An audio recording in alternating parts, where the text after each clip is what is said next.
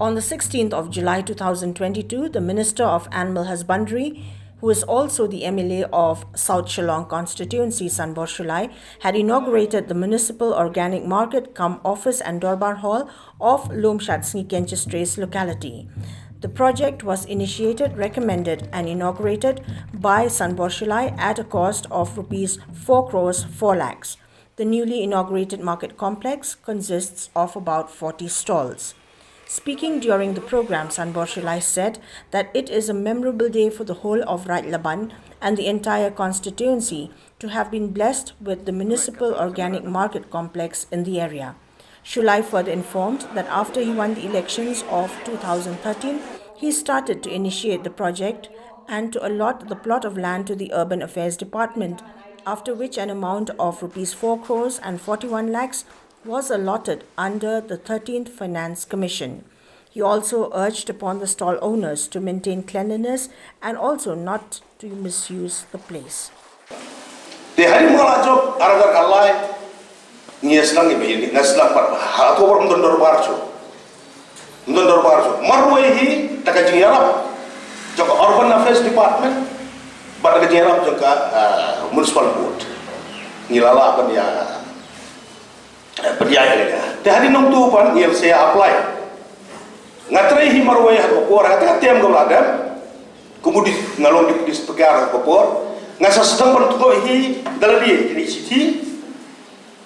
om nak dorbar kumbuat lokal mili ngasa tho sedisi office sekredisi revenue nang tu kisah hak sepo government ban alon je dengan cakap Urban Affairs Department Urban Affairs Department ban alon je negara revenue sepo Urban Affairs Department ban ngani isi hi ban last siapa dia kabinet approval kalau poi ka file hapo revenue minister Dr. RC lalu ngarong sir pinhapan raj kabinet wong ngagani mga kabinet ini kambaret wa perlu bangkong tu salot sa Urban Affairs Department ndala dem alon ndala WhatsApp show doktor direktur lalu ngomong kumnangin apa Urban Affairs Department ngomong ngaga tray kum kasomorin mana po di hari nang tu atau por si minister Dr. Mukul de ulafat meeting ya ka urban municipal wong ya ka reklisna anu wud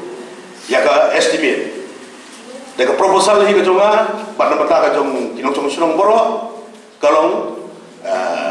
municipal organ namro kalau sutun do nang hajan bahadu benta kalau sutun kimju syaban ayu real ni ai dawai yo yaki jur ki cer ki babon boro si Shillong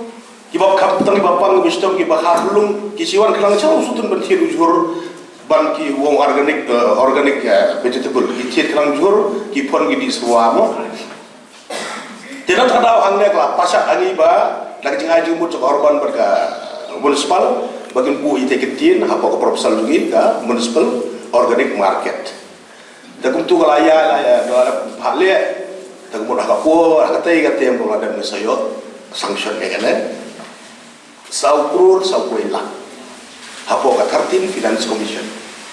The headman of Lomshatsngi Kenchistre's Kersoybok Nongbri, while informing that the area had no Dorbar Hall for the past 31 years, said that the dreams and aspirations of the people have been fulfilled through the construction of the market complex, which will also house the community and Dorbar Hall of the locality. Ngilabani kumginong songsnong mengilaban yo yala ka yung layak yala ka jong ka office pat yala ka jong ka ying Dorbar